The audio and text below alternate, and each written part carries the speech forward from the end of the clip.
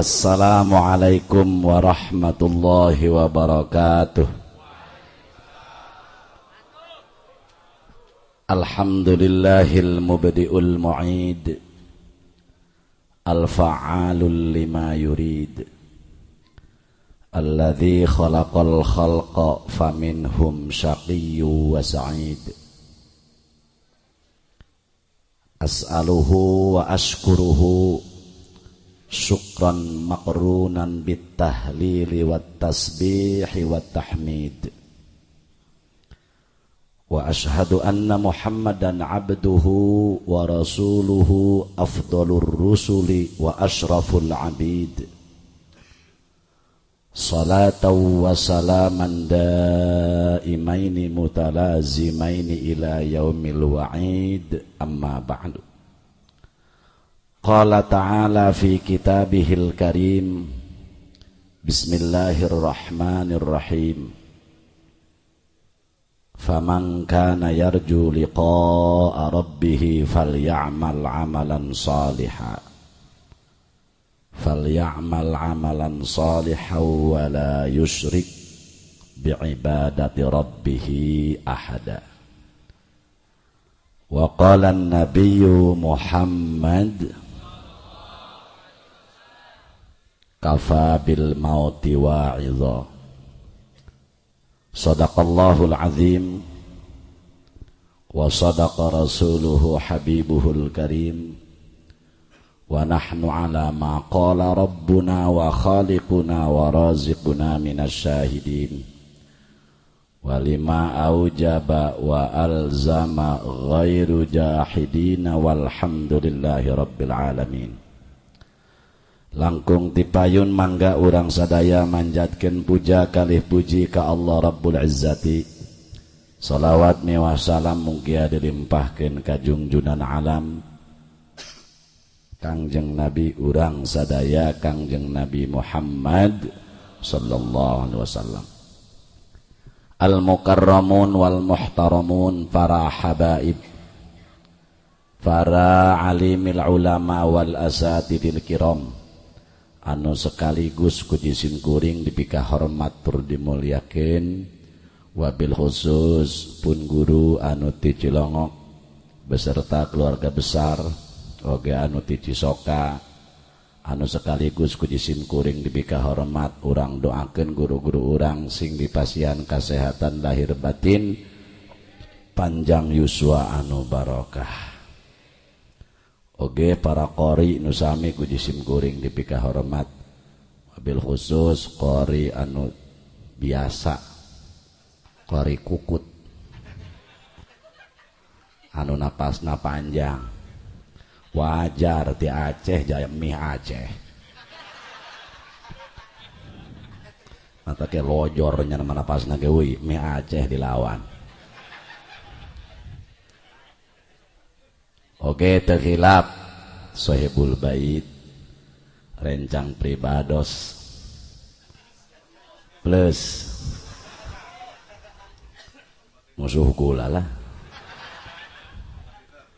anu ke pribados dipika hormat. Urang doakeun mantena detik ayeuna bade angkat ziarah ka tanah suci beserta guru urang.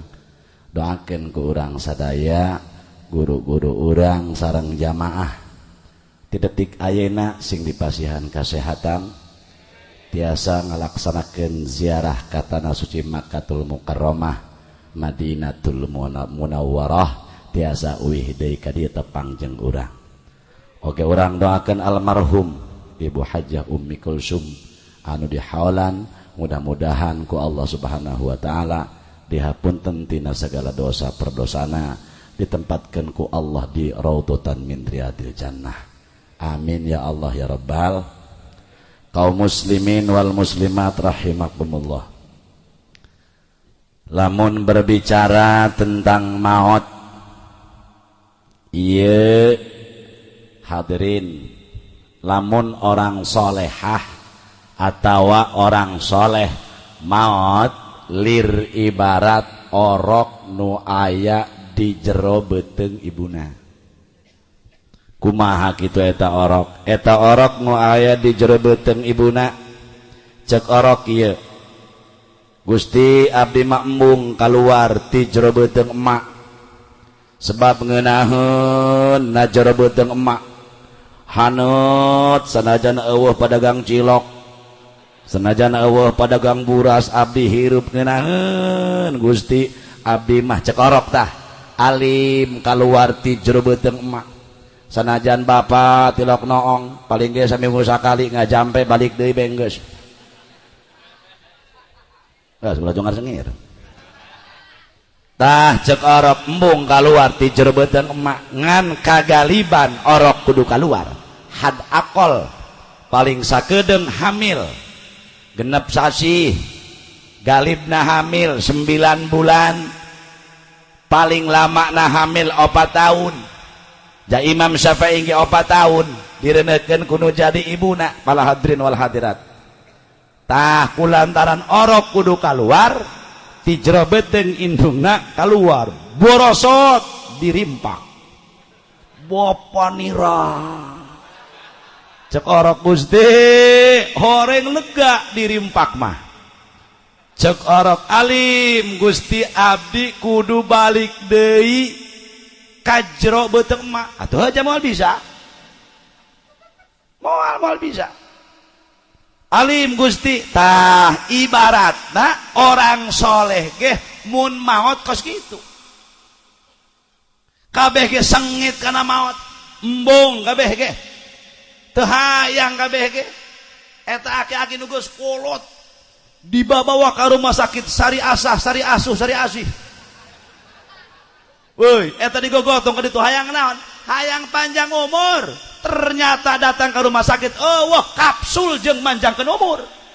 lamun jeung manjangkeun janggot mah jeung kumis ayam meureun teu aya sengit kabeh ge embung kana maot tanya aki-aki nu geus 100 tahun bah hayang keneh hirup we tuh bogoh be aing hayang neuleuh karamean dunia tapi ketika orang soleh maot bala hadirin wal hadirat terus lebat kalian kubur masya Allah ngeunaheun aya nu ngabaturan amal solehna pala hadirin wal hadirat tah cek orang soleh Gusti abdi mah alim balik deui ka ditu ka mana ka alam dunia sebab di dunia mah capek kudu salat kudu puasa kudu bener kudu jujur kudu ngaji kudu ieu kudu itu kudu ikhlas doang Kifudoli paling ikhlas ceramah komo Ki Nurjaya puh ikhlas jasa ngana mun dibere duit mah gitu teuing Kifudoli moal bisa ngalawan Ki Nurjaya komo jaga semua ceramah deui di 30 nah dibebek ku kula ieu ternyata kos kitu pala hadirin wal hadirat tah nu jadi masalah upami almarhumah jisim kuring husnudzon da urang dongkap ka dieu teh sababiah almarhumah pala hadirin wal hadirat amaliyah na almarhumah nu mawi punten waktu setahun kamari Habib nyarios yang hebat bukan Kiai Fudali hapura Kiai cek Habib lain cek kula Jaki Fudali mah teu hebat teu naon jasieun ka pamajikan ge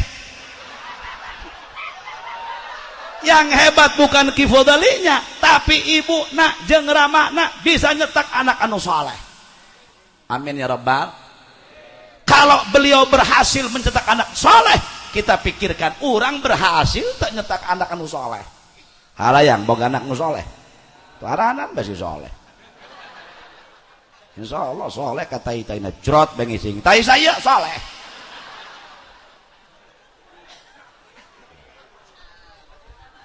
mata syukur ka Gusti Allah pantes cekang jeung Rasul malam yaskurin nas lam yaskurillah sahaja mak nu teu daek syukur ka manusia anak teu daek nyukuran kudu jadi kolot sababun adiun ayana urang ka alam dunia ayana kolot eueuh bejana jelema bijil tina batang kalapa can pernah ngadenge jelema bijil tina batu kabeh ge sababiun adiun al mu'athir wallah sababun adiuna ibu bapak urang ayana urang ayana indung bapak leres apa henteu maka alhamdulillah guru urang jadi contoh ka urang masya Allah pala hadirin wal hadirat tayeu kolot anak nyukuran kanu jadi kolot sababna aya anak teh sabab aya kolot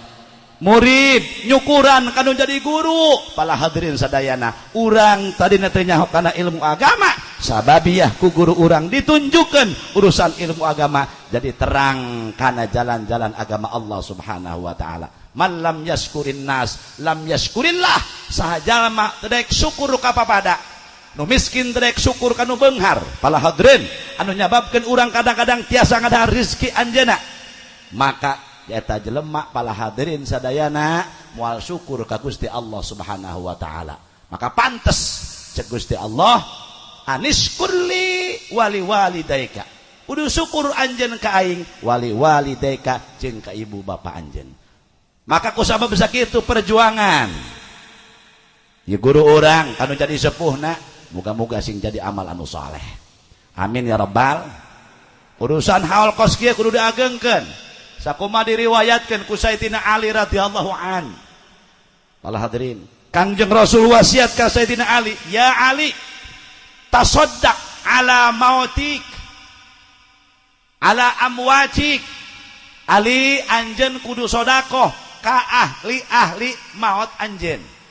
Naon sababna kudu sedekah ka ahli-ahli maut anjeun?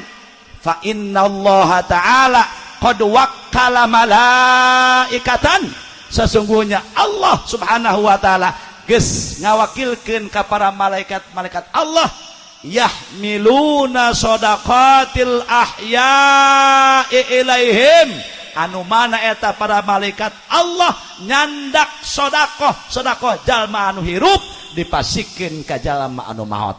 ketika dipasikeun hadirin fayafrahun maka bararungah jalma-jalma anu maraot ruhna hadirin wal hadirat kumaha ngadoa aranjeuna Allahumma ighfir liman nawwara qabrana